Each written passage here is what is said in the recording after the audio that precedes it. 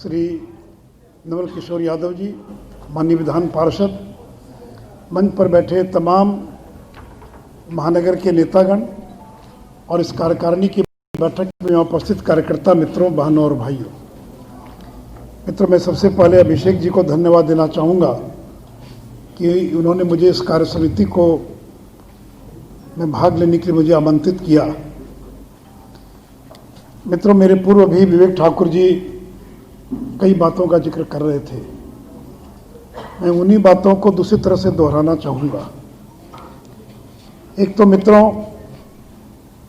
अभी विवेक जी राम जन्मभूमि आंदोलन का जिक्र कर रहे थे और आपको मालूम है कि 15 जनवरी से पूरी दुनिया के अंदर राम जन्मभूमि पर मंदिर निर्माण के लिए संग्रह अभियान प्रारंभ होने वाला है और 15 जनवरी से लेकर 27 फरवरी तक पूरे देश में 12 करोड़ से ज़्यादा परिवारों के अंदर संघ परिवार के कार्यकर्ता घरों में जाएंगे और लोगों से समर्पण राशि संग्रह करेंगे।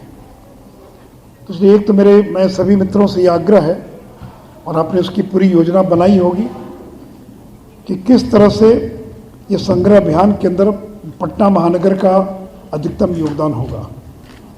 मुझे आज भी याद है, जब हम लोग 10वीं कक्षा में पढ़ते थे, उस समय कन्याकुमारी में विवेकानंद केंद्र के द्वारा और विवेकानंद जी का एक भव्य स्मारक स्थापित किया जाने वाला था और उसके लिए 1-1 रुपये का कूपन पूरे देश में संग्रह किया गया था।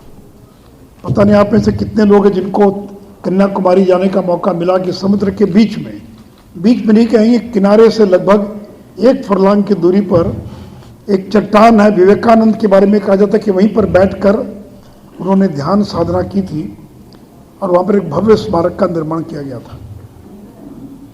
तो वो तो विवेकानंद जी के नाम पर था और 45 साल पहले की बात है। तो आज अयोध्या में भव्य राम मंदिर के निर्माण के लिए जो संग्रह अभियान प्रारंभ होने वाला है, आप जिसके भी घर में जाएंगे कोई इनकार नहीं करेगा, कोई व्यक्ति देने में संकोच नहीं करेगा, आपको समझाने की आवश्यकता नहीं है। इसलिए मेरा सभी कार्यकर्ताओं से आग्रह है कि पटना महानगर में एक भी घर नहीं बचना चाहिए। कोई गरीब अगर झुग्गी झोपड़ी में रहने वाला, वहां भी जाइए, वो 10 रुपया देगा। 10 रुपया देना कोई बड़ी चीज नहीं है। इसलिए मित्रों, 2021 का जो साल है ये बहुत महत्वपूर्ण है। तो एक और जहां राम मंदिर निर्माण के लिए संग्रह अभियान प्रारंभ हो रहा है, वहीं दूसरी ओर दुनिया का सबसे बड़ा वैक्सीन का ड्राइव 130 करोड़ के भारत के अंदर 16 जनवरी से टीकाकरण का अभियान प्रारंभ होने वाला है।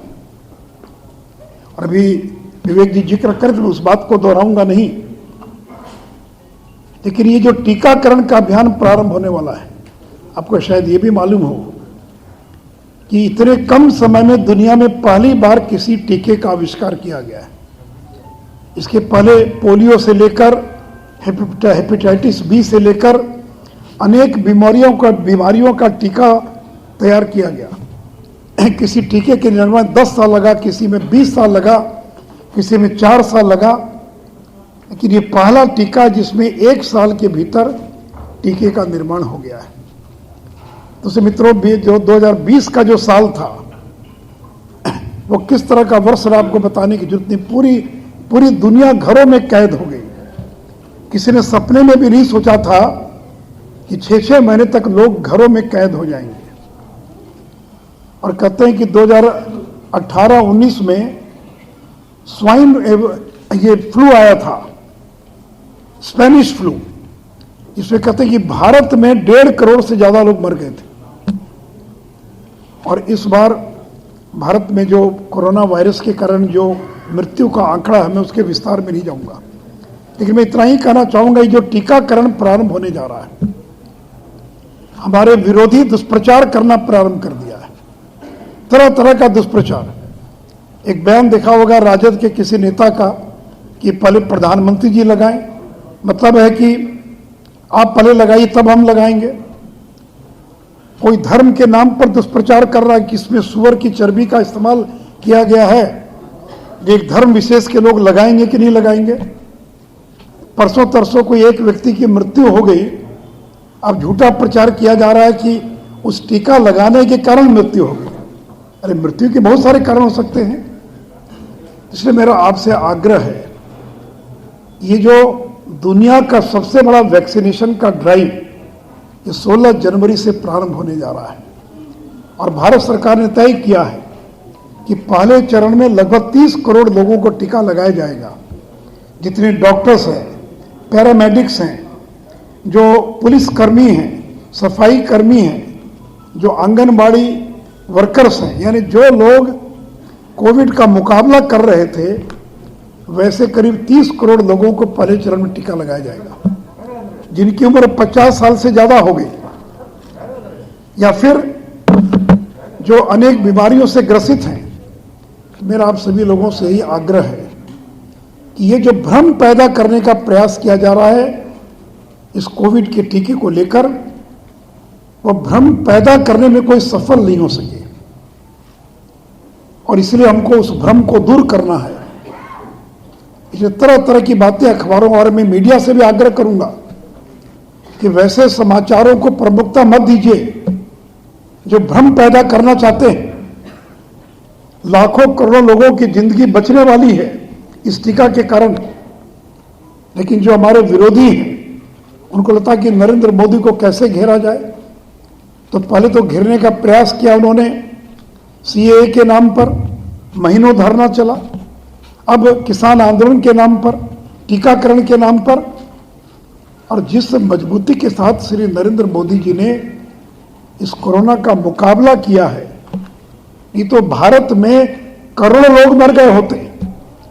जब कोरोना प्रारंभ हुआ तो लोग यही कहते थे कि भारत तो गरीब देश है, यहाँ तो डॉक्टर नहीं है, अस्पताल नहीं है, यहाँ गरीबी इतनी ज्यादा है, करोड़ों लोग मर जाएंगे भारत के अंदर। लेकिन मरने वालों की संख्या क्या आपको मालूम है। इसलिए मित्रों, ये दो बड़ा अभियान, राम जन्मभूमि के मंदिर के निर्माण का अभियान और कोरोना के टीकाकरण का अभियान, इस दोनों अभियान के अंदर हमारे पार्टी के एक एक कार्यकर्ताओं को अपनी तरीके से और योगदान करना है। दूसरी बात मित्रों, आप अखबारों में लगातार पढ़ रहे हैं कि दिल्ली के नज़दीक पंजाब हरियाणा की सीमा पर पिछले 40-45 दिनों से एक दो राज्य विशेष के किसानों का धरना चल रहा है। वो कहते हैं कि, और आपको मालूम है कि भारत सरकार ने, आदरणीय नरेंद्र मोदी जी ने 3 किसान कानून बिल पारित किया था संसद से। उन तीनों किसान बिल को वापस, कृषि बिल को वापस लेने के लिए और कुछ लोग धरना पर बैठे हुए हैं। मेरे मित्रों, अगर ये कृषि बिल किसान विरोधी होता तो केवल पंजाब हरियाणा के ही किसान क्यों बैठे होते धरना पर? आपने कभी देखा बिहार में कोई किसान धरना पर बैठा है? भारत बंद हुआ, कोई किसान आपको दिखाई पड़ा? राजद के लोग होंगे, कांग्रेस के लोग होंगे, वामपंथी दलों के लोग होंगे, लेकिन एक भी किसान बिहार के अंदर कहीं सड़कों पर राजद कांग्रेस का साथ देता हुआ दिखाई नहीं पड़ा। तो पॉलिटिकल पार्टी के लोग तो किसी मुद्दे को लेकर धरना प्रदर्शन कर सकते हैं। अगर ये किसान विरोधी बिल होता तो यूपी में, मध्य प्रदेश में, राजस्थान में, जहां कांग्रेस की सरकार है, या जिन राज्यों में कांग्रेस की सरकार है, वहां भी कोई किसानों का आंदोलन हुआ? केवल दिल्ली की सीमा से जुड़े पंजाब और थोड़ा बहुत हरियाणा और वेस्टर्न यूपी के किसान और आंदोलन पर उतारू हैं। तो मित्रों, ये जो किसानों, ये जो कृषि बिल है, इसके बारे में 2-4 बातें मुझे मेरे पूर्व के लोगों ने बताया होगा, लेकिन मैं 2-4 बातों का आपके सामने जिक्र करना चाहूंगा। जो भ्रम पैदा किया जा रहा है किसानों के बीच में, पहला भ्रम तो ये पैदा किया जा रहा है कि समर्थन मूल्य पर जो धान और गेहूं की खरीद होती है वो समाप्त हो जाएगा। और नरेंद्र मोदी जी, अमित शाह ने एक बार नहीं दर्जनों बार कहा है कि कोई दुनिया की ताकत समर्थन मूल्य को खत्म नहीं कर सकती है। जब तक नरेंद्र मोदी हैं और भारतीय जनता पार्टी है, तो समर्थन मूल्य खत्म नहीं हो सकता। और अगर खत्म ही करना होता तो इसी साल बिहार में अभी तक 10 लाख मैट्रिक टन से ज्यादा धान की और खरीद हो चुकी है। लेकिन एक दुष्प्रचार किया जा रहा है और आपको शायद ये नहीं मालूम होगा कि पूरे हिंदुस्तान में जो उपज है उसका केवल 6% उपज जो है वो समर्थन मूल्य पर सरकार के द्वारा खरीद की जाती है, और उसमें सिर्फ पंजाब हरियाणा के लोग बड़ी संख्या में शामिल होते हैं। तो इसलिए पहली बात तो ये कि मिनिमम सपोर्ट प्राइस या समर्थन मूल्य इसको समाप्त करने की न कोई मंशा है और न कोई इसको खत्म कर सकता है। दूसरी बात कि कृषि के व्यापार पर आज भी हरियाणा, पंजाब, अनेक राज्यों में टैक्स लगता है। इस नए कृषि बिल के द्वारा कृषि के व्यापार पर किसी प्रकार का टैक्स नहीं लगेगा। नहीं तो पंजाब में 8% टैक्स लगता है, बगल के हरियाणा के अंदर 9 से 10% टैक्स लगता है। मंडी बाजार समिति टैक्स, मंडी टैक्स, विकास टैक्स। तो इस बिल के द्वारा यह प्रावधान किया गया है कि कृषि के व्यापार पर किसी तरह का कोई टैक्स नहीं लगेगा। यहाँ बैठे लोगों को मैं बताना चाहूँगा कि बिहार देश का पहला राज्य है जिसने बाजार समिति के कानून को 2006 में निरस्त करने का काम किया था, खत्म करने का काम किया था। अब पुराने लोगों को, सिटी के लोगों को मालूम होगा, मुसल्लापुर बाजार समिति, सिटी की बाजार समिति, अगर कोई किसान बेचने के लिए जाएगा बाजार समिति में तो 1% जो है उसे बाजार समिति का टैक्स वसूला जाता था। यहाँ तक कि कोई केला बेचने जा रहा साइकिल पर, अगर 5 किलोमीटर दूर भी, तो उसको भी जाकर जो ठेकेदार था वो पैसा वसूलता था कि तुम केला बेचने जा रहे हो, तुमको 1% टैक्स देना पड़ेगा। और बाजार समिति तो थी पटना सिटी में या मुसल्लापुर में, लेकिन बीटा भी, विक्रम भी, जो बाजार थे वहाँ भी ठेकेदार बंदोबस्ती हो जाती थी और वहाँ भी ठेकेदार पैसा वसूलने का काम करता था। 70 करोड़ का नुकसान हुआ, लेकिन मैं धन्यवाद देना चाहूँगा नीतीश कुमार को, हिम्मत के साथ, और बाजार समिति कानून को हम लोगों ने निरस्त कर दिया 2007 के अंदर, और बिहार के किसानों को बिचौलियों के चंगुल से हमने मुक्त कर दिया। और ये काम नरेंद्र मोदी 2020 के अंदर कि भी आप किसान को क्यों बाध्य करेंगे कि तुमको अपना सामान बाजार समिति में बेचना है। अगर कोई जूता तैयार करता, कपड़ा तैयार करता है, तो क्या सरकार कहते कि तुमको केवल न्यू मार्केट में बेचना है, पटना मार्केट में बेचना है, हथवा मार्केट में बेचना है? तो अगर आगरे में जूता बनता है तो बिहार में बिकने आता है। तो अगर उद्योगों में पैदा हुआ सामान हिंदुस्तान में कहीं बिक सकता है, तो अगर कोई किसान सब्जी हो, फल हो, कोई अन्य चीज पैदा करता है, तो उसको क्यों बाध्य करेंगे कि आप अपना सामान केवल बाजार समिति में बेचेंगे, आप उसके बाहर नहीं बेच सकते। बिहार के लोगों को ये बात की पूरी जानकारी इसलिए नहीं होगी क्योंकि यहाँ पर वो कानून खत्म हो चुका है, लेकिन देश के अधिकांश राज्यों में बाजार समिति का जो कानून है उसमें प्रावधान है कि किसान अपना उत्पाद ये बाजार समिति के बाहर नहीं बेच सकता है।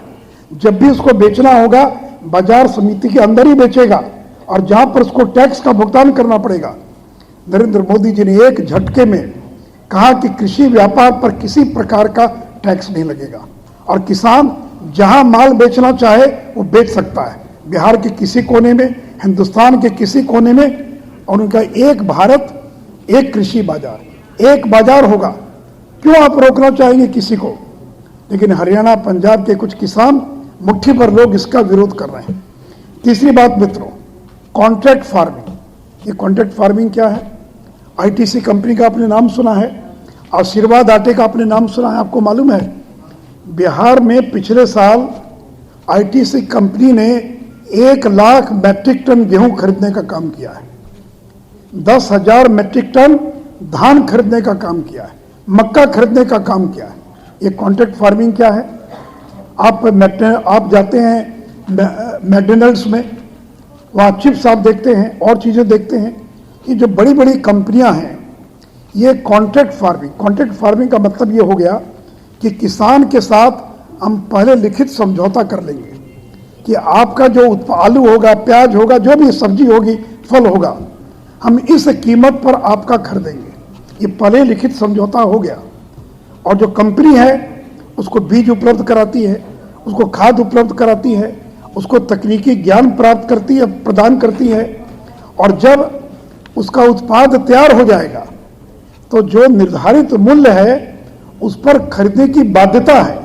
अगर बाजार मूल्य कम भी होगा तो भी जो शर्त जो कॉन्ट्रैक्ट हुआ है उसी मूल्य पर उसको सामान खरीदना पड़ेगा। इसको कहते हैं कॉन्ट्रैक्ट फार्मिंग। अब मेरे मित्रों, मैं आपसे जानना चाहता हूं, ये किसानों के हित में कि उसके खिलाफ में है? और पंजाब में प्रचार कर दिया गया कि कॉन्ट्रैक्ट फार्मिंग को अगर लागू किया गया तो किसानों की जमीन पर उद्योगपतियों का कब्जा हो जाएगा, मल्टीनेशनल कंपनियों का कब्जा हो जाएगा।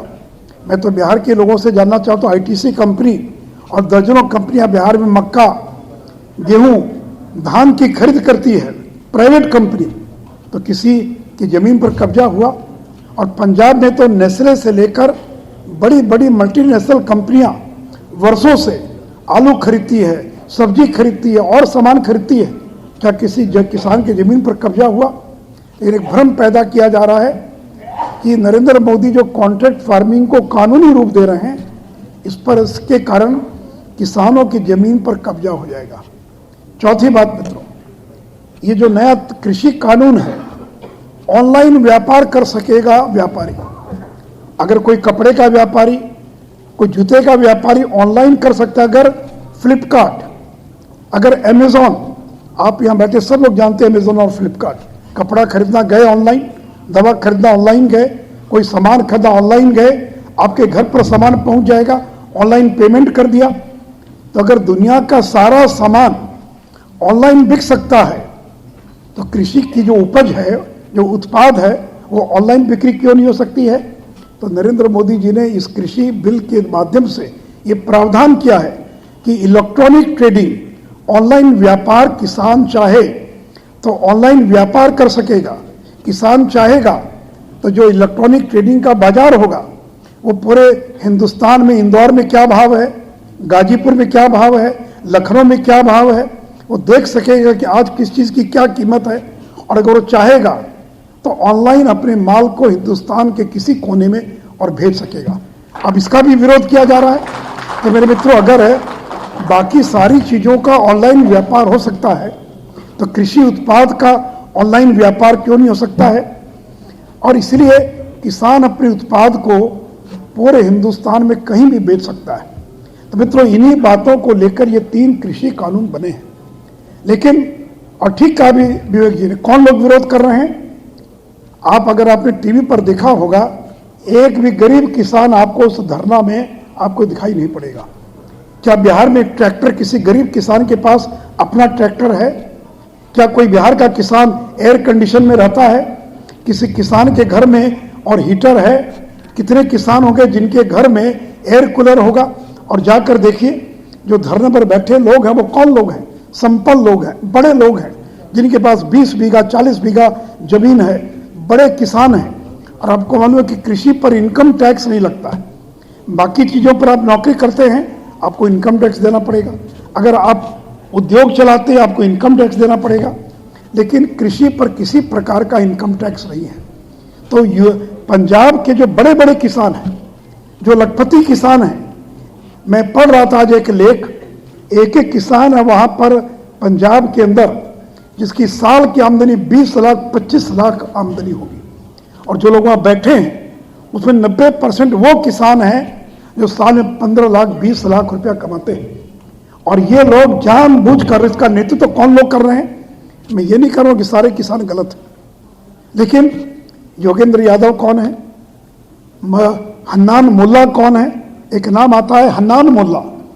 ये कौन हन्नान मुल्ला? ये सीपीएम के विधायक रहे, सांसद रहे, सीपीएम के बड़े नेता हैं, एक यूनियन चलाते हैं। ऐसे दर्जनों किसानों के वहाँ संगठन हैं जो वामपंथियों से जुड़े हुए हैं। और पहले तो सूली पर चढ़ा दिया, चढ़ जा बेटा सूली पर। अब समझौता कैसे करें? और ऐसा कोई आंदोलन होता है क्या कि कहेंगे कि नहीं, हमको कोई संशोधन नहीं चाहिए? नरेंद्र मोदी जी की सरकार के जो मंत्री वार्ता में 8 दौर की वार्ता हो चुकी है। कहा कि इस कानून में जो कमी है बताइए, हम उसको संशोधन करेंगे। भारत की सरकार ने बहुत सारे संशोधन करने के लिए तैयार हो गई, लेकिन वो कहते हैं कि कानून को वापस लीजिए। मेरे मित्रों, जो कानून संसद के दोनों सदनों ने पारित कर दिया, राष्ट्रपति ने जिस पर हस्ताक्षर कर दिया,